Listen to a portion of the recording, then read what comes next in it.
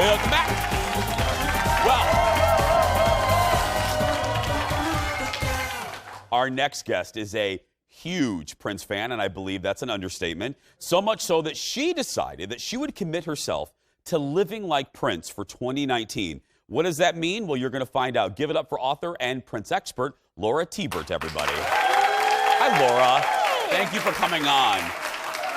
So, question number one, how big of a fan are you? Or was this just an experiment that you wanted to do? Well, I think there are still probably a lot of people who know more about Prince than I do. Yeah. But, I have to put myself in the category of huge fan. Huge fan. Yes. So you co-wrote The Rise of Prince, 1958 to 1988.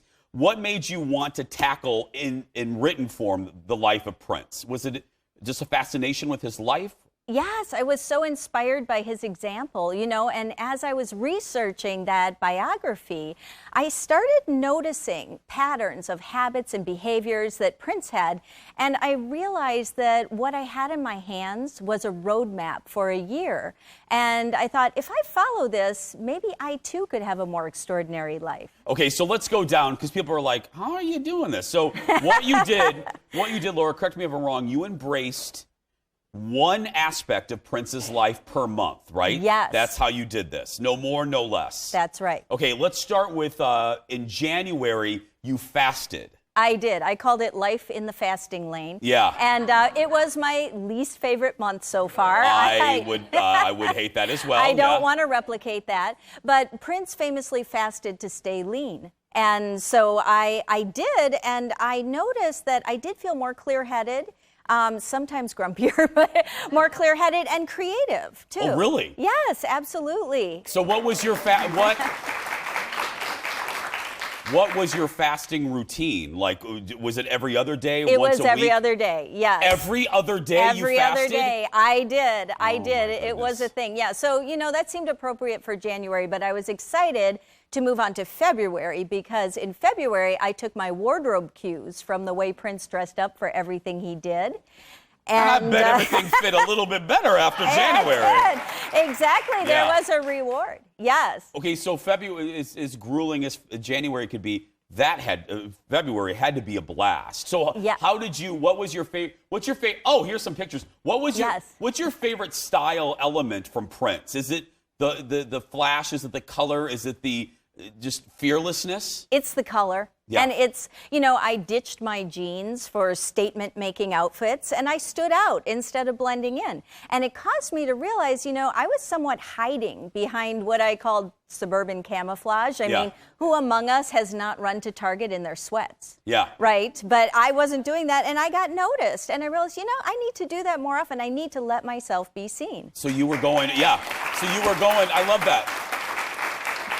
So you went to Target dressed like head to toe, like this, like I am today. And it was February. It was usually in the middle of a snowstorm. Yeah. But there I was. You had to dress like Prince. I had to do it. April intrigues me, I think, the most.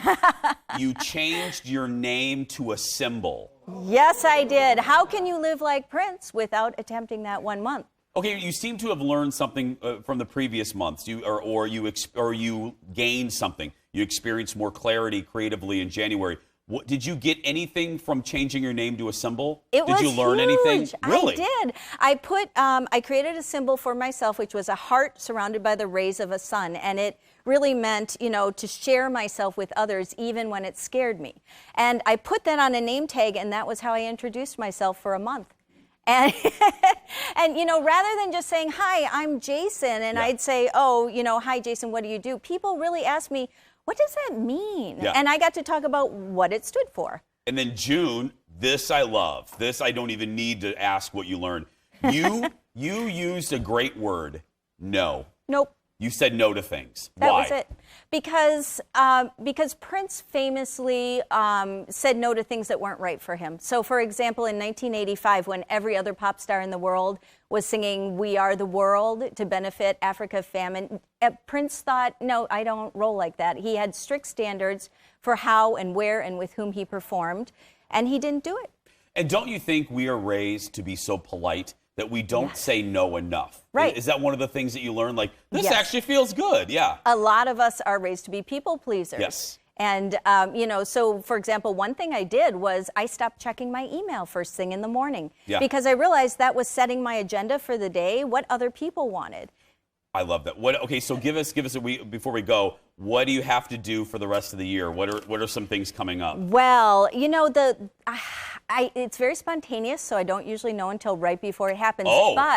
But I have decided that in December, because it's just now coming to light how generous Prince was. Yeah. I am going to do a month where I am outrageously generous. I love that. Yes. Will you know what?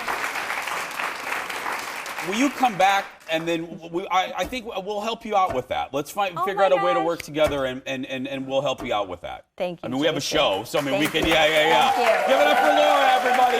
For more information, that'll be fun. Let's do it. Let's do it for Christmas, for the holiday season. Yeah. For more information on what she does, head to lauratburt.com.